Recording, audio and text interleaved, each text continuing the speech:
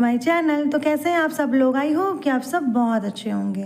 तो आप लोग सोच रहे होंगे ये सब बच्चे यहाँ पे गड्ढा क्यों कर रहे हैं और ब्लॉग की शुरुआत गड्ढे के साथ क्यों हुई है। तो चलिए चलते हैं और आप लोग को बताते हैं। आज है इंडिपेंडेंस डे, मतलब ये जो चीज़ें हो रही थी वो इंडिपेंडेंस डे से एक दिन पहले की थी, मतलब 14 अगस्त की थी। तो शाम के समय में बच्चों ने बहुत मेहनत की और यहाँ पे गड्ढा किया क्योंकि हम लोग को करना था फ्लैग होस्टिंग। तो बस उसके लिए हम लोग तैयारी कर रहे थे और तैयारी के साथ साथ मतलब तैयारी टीचर्स की मेहनत के साथ साथ बच्चों की बहुत ज़्यादा मेहनत हो जाती है इन सारी चीज़ों में।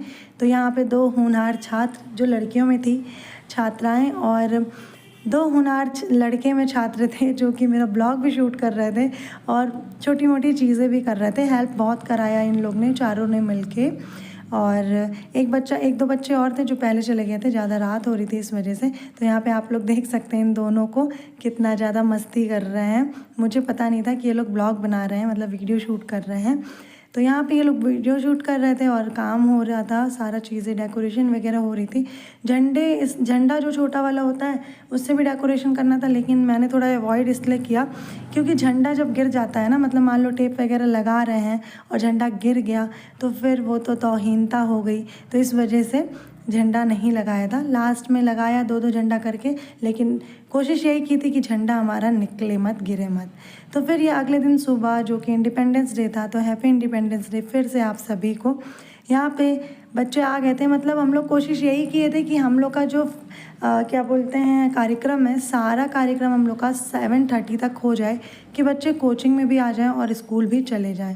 तो जैसा कि आप लोग देख सकते हैं चीज़ें अपने टाइम के अकॉर्डिंग चल रही थी। बच्चे यहाँ पे झंडा बांधने की तैयारी कर रहे थे और लेकिन एक चीज़ ये था कि सारे बच्चे कोचिंग के नहीं अवेलेबल थे क्योंकि कुछ बच्चे ऐसे थे जो डांस वगैरह में लिए थे तो स्कूल पहले जाना था, और कुछ बच्चे ऐसे थे कि जो बहुत ज़्यादा दूर से आते हैं तो नहीं आ पाए थे। बहुत ही कम क्वांटिटी में बच्चे आए थे, लेकिन बहुत अच्छा लगा कि चलो इन लोग ने कोचिंग को भी थोड़ा सा अपना टाइम दिया और स्कूल को भी दिया। तो यहाँ पे बच्चे जो हैं झंडा बांधने की तैयारी कर रहे थे। और एक चीज़ मैं आप लोगों को बता दूं कि हमारे कोचिंग में हर तरह के बच्चे आते हैं, मतलब जैसे स्कूल में हर तरह के बच्चे आते हैं वैसे हमारे कोचिंग में भी हर तरह के बच्चे आते हैं। मतलब ये बच्चे ऐसे हैं, अब मैं किसका पर्टिकुलर नाम लूँ, लेकिन ये बच्चे ऐसे हैं जो हर चीज़ में टैलेंटेड है, मतलब पढ़ाई लिखाई और भी सारी चीज़ों में सब में टैलेंटेड है। मैं पर्टिकुलर एक बच्चे का नाम नहीं ले रही हूँ, मतलब मोस्टली बच्चे ऐसे हैं जो हर चीज़ में टैलेंटेड हैं और हमेशा खड़े रहते हैं, पढ़ने में भी अच्छे हैं। और अगर आप कह दो कि बच्चा ये काम है तो बच्चे तुरंत रेडी हो जाते हैं। तो ये सारी चीज़ें बड़ी अच्छी लगती हैं। और जैसा कि आप लोग ने मेरे ब्लॉग्स में सुना ही होगा कि मैंने कभी ये सोचा ही नहीं था कि मैं टीचिंग लाइन में जाऊंगी, लेकिन मुझे बच्चों से इतना ज़्यादा लगाव हो गया है। यही होता है ना कि जहाँ रास्ता बनते जाता है खुद ब खुद और आप पैर आपके पड़ते जाते हैं, तो वही हुआ, रास्ता खुद ब खुद बनते गया, जहाँ जहाँ जाते रहे और रास्ता खुद ब खुद बनते गया। तो टीचिंग लाइन में जाने का कोई ऐसा नहीं था, लेकिन अब अचानक से चीज़ें हुई। मतलब अचानक से क्या हुई, डैडी ने कोचिंग स्टार्ट किया तो हम लोग ने भी उसमें अपना कंट्रीब्यूशन दे दिया। और अंकित सर को तो आप लोग जानते ही होंगे, हमारे कोचिंग के डायरेक्टर हैं।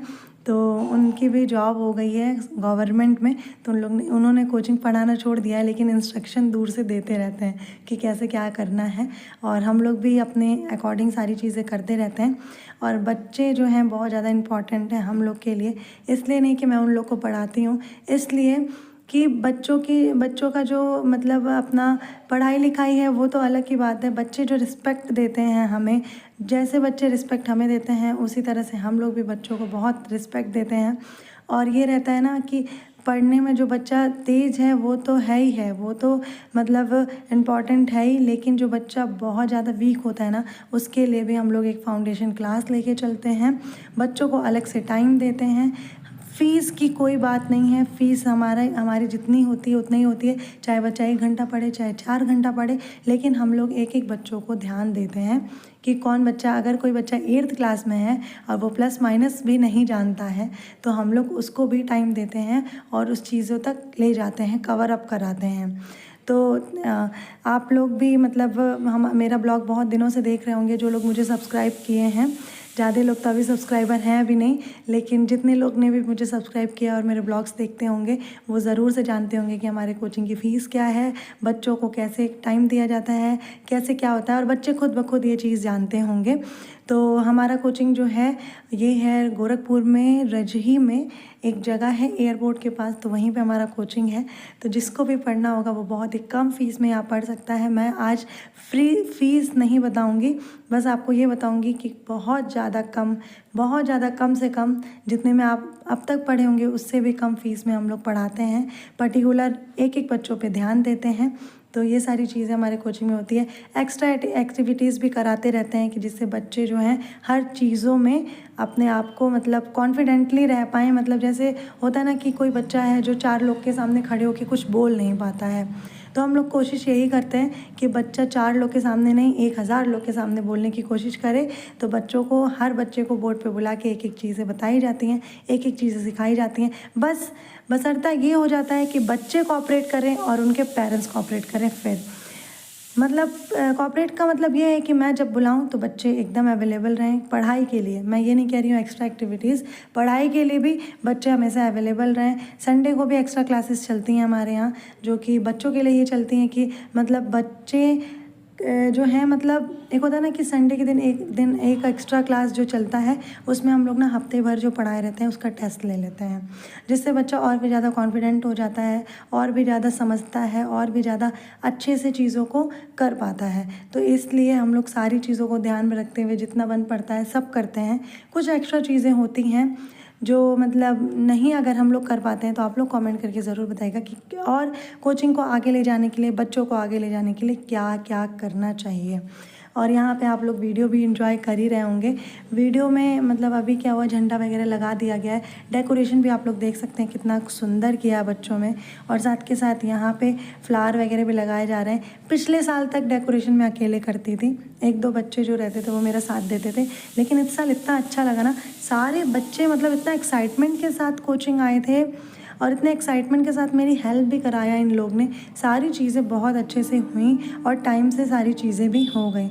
बहुत ज़्यादा अच्छा लगा। जो हमारे कोचिंग के सीनियर बच्चे हैं उनके नॉलेज में बात गई थी तो थोड़ा लेट हो गया था उनके अकॉर्डिंग, तो इस वजह से वो लोग नहीं आ पाए थे। लेकिन जितने बच्चे आ पाए थे उनको भी थैंक यू, जो नहीं आ पाए थे, जो शाम को आए थे, उनको भी तहे दिल से थैंक यू। आप लोग ने इतना ज़्यादा कोऑपरेट किया। यहाँ पे लाइन लग गई थी और अब ना फ्लैग होस्टिंग का टाइम आ गया है और डैडी जैसे कि हमारे चीफ गेस्ट, हमारे पिताजी जो कि यहाँ पे आ गए हैं, बच्चों को कुछ बातें कह रहे थे। पता है मैं बातें रिकॉर्ड इसलिए नहीं कर पाती हूँ क्योंकि यहाँ पे ना आसपास इतनी आवाज़ आती है। बात रिकॉर्ड तो होती है लेकिन क्लियर नहीं होती है, तो इस वजह से मैं बातें नहीं डाल पाती हूँ वीडियोज़ में। आपने पिछली भी मेरी वीडियोज़ देखी होंगी जिसमें मैंने ये जो टीचर और बच्चों की बातें हो रही हैं वो मैं रिकॉर्ड नहीं कर पाई थी। लेकिन अगली बार से भगवान जी की कृपा रही, आप लोग का सहयोग रहा, बच्चों का कोऑपरेशन रहा, तो अगली बार से हम लोग माइक का भी व्यवस्था कर देंगे। माइक का तो इसी बार कर देते, लेकिन थोड़ा चीज़ें जल्दी हुई इसलिए ध्यान में नहीं आया। तो अगली बार से हम लोग माइक ज़रूर लाएंगे और डैडी की बातें, बच्चों के साथ जो बातें होती हैं वो सारी चीज़ें आप लोग को ज़रूर सुनाएंगे। तो चलिए चलते हैं और अब कर लेते हैं हम लोग फ्लैग होस्टिंग। तो चलिए चलते हैं और वीडियो को आगे तक एंजॉय करिए।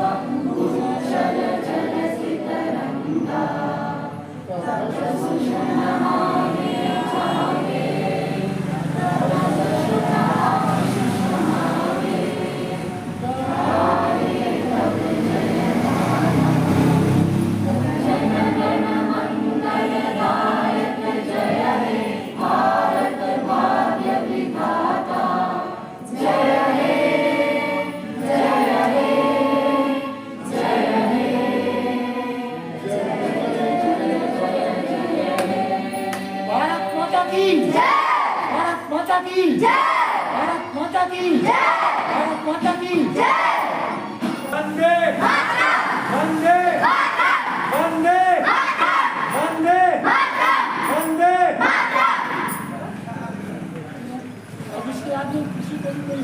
जाना हो तो आगे कह सकता है, ठीक है। और अगर इसके बारे में कोई भी जानकारियाँ हो तो आगे यहाँ पर कह सकता है, ठीक है।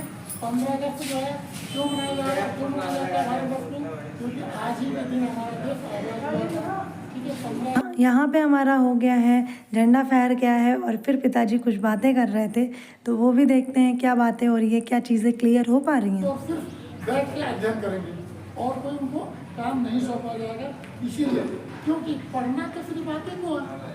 अगर आप अपने हाथों से नहीं करेंगे तो स्कूल आपको घोल के, कोई भी स्कूल चाहे ऑल ओवर वर्ल्ड का कोई भी स्कूल आपको घोल के नहीं पिलाएगा, ठीक है।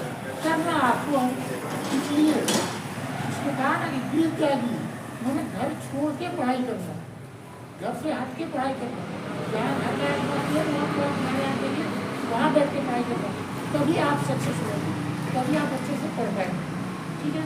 इन सारी चीज़ों को ध्यान में रखें। और आज हमारे जो बच्चे हैं जो कल के भविष्य हैं, ठीक है, इसमें खूब मेहनत करें और इतना मेहनत करें कि मतलब उससे आगे कोई बढ़े पाए, मतलब पूरे वर्ल्ड में अपने झंडे का परचम ला रहा है, ठीक है। ये हमारा आप लोग से निवेदन है, इंस्ट्रक्शन दिए और एडवाइस दिए, ठीक है, ओके। तो यहाँ पे डैडी की बातें हो गई थी बच्चों के साथ और मिठाई भी बट रही थी। अभी हम लोग ने मिठाई दिया था, लेकिन शाम के समय का प्रोग्राम ये था कि बच्चों को समोसे भी खिला देंगे। तो बस जितना बन पाता उतना करते हैं, इससे ज़्यादा ये काम भगवान का है, हमारी मेहनत है, क्या होगा क्या नहीं होगा वो भी चीज़ें देखी जाएंगी। तो यहाँ पे हम लोग ने मिठाई बांटी और बच्चे बहुत ज़्यादा खुश हुए थे। उनकी खुशी में ही हमारी खुशी है।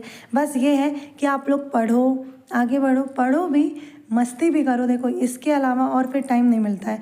जब बच्चे बड़े हो जाते हैं तो फिर मन नहीं करता है कि मस्ती करें, कि क्या करें, बस पढ़ाई में ही जुट जाते हैं। लेकिन अब मैं ये कहती हूँ बच्चों से कि बच्चे पढ़ाई भी आप लोग करिए, पढ़ाई के साथ साथ मस्ती भी करिए। ये नहीं कि दिन भर पढ़ाई करते रह जाओ और अपना टाइम मतलब बिल्कुल पढ़ाई में ही लगा दो, तो ऐसा भी मत करो। पढ़ाई के साथ साथ मस्ती भी करिए आप लोग।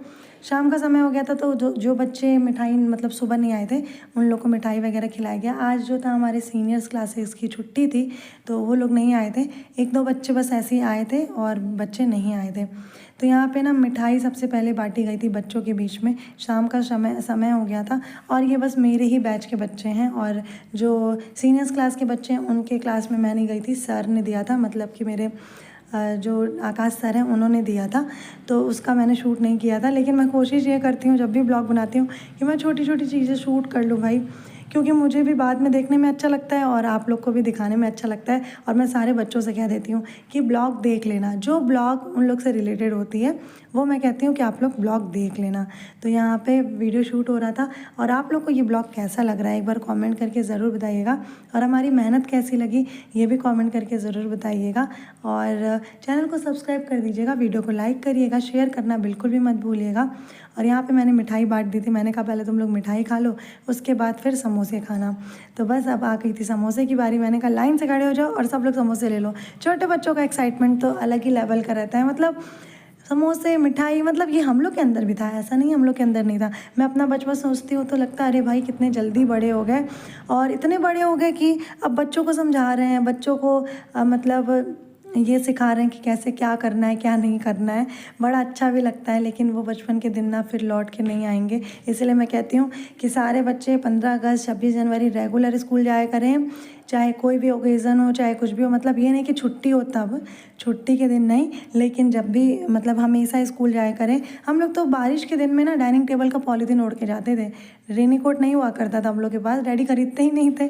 ऐसा नहीं था कि अफोर्ड नहीं था, अफोर्डेबल नहीं था, लेकिन डैडी खरीदते ही नहीं थे कि 2 से 4 दिन तो बारिश होती है तो क्या ज़रूरत है। तो उस दिन रिक्शे वाले अंकल भी नहीं आते थे बारिश के टाइम में, तो हम लोग ना डाइनिंग टेबल का पॉलीथीन ओढ़ के चले जाया करते थे। या फिर इंडिपेंडेंस डे है तो हम लोग ज़रूर से स्कूल जाते थे, रिपब्लिक डे है तो बिल्कुल जाते थे। सो ये तब भी मन में था कि भाई फिर ये टाइम आए ना आए, हम लोग बड़े हो जाएंगे फिर मौका कहाँ मिलेगा स्कूल जाने का। और ऐसे मेरी कोई आदत नहीं है कि दूसरे स्कूल वगैरह में जाने की, आदत क्या नहीं है, मैं जाती ही नहीं हूँ। तो इस वजह से मैं बहुत स्कूल जाया करती थी, बहुत ज़्यादा बिल्कुल भी एब्सेंट नहीं किया करती थी। और बच्चों से भी यही कहती हूँ कि बच्चों आप लोग स्कूल एब्सेंट मत किया करिए और रेगुलर स्कूल जाया करिए, मेहनत से पढ़ाई करिए, मेहनत से मस्ती करिए और सबकी रिस्पेक्ट करिए। रिस्पेक्ट बहुत बड़ी चीज़ है और मैं बच्चों के साथ ज़्यादा स्ट्रिक्ट नहीं रहती हूँ। और मतलब स्ट्रिक्ट इसलिए नहीं रहती हूँ कि भाई जब बच्चे पढ़ रहे हैं, आगे बढ़ रहे हैं, तो फिर स्ट्रिक्ट रहने का क्या मतलब है। हाँ, ये नहीं है कि बच्चे मेरे से डरते नहीं हैं, डरते हैं, लेकिन मैं बच्चों से के साथ स्ट्रिक्ट नहीं रहती हूँ। और ये थी मेरी कोचिंग की सारी स्टोरीज़ जो मैंने आप लोग को सुनाई। तो इसी के साथ ब्लॉग को करते हैं एंड। और अगर आपको ये ब्लॉग ज़रा सी भी अच्छी लगी हो तो लाइक बटन ज़रूर दबा दीजिए।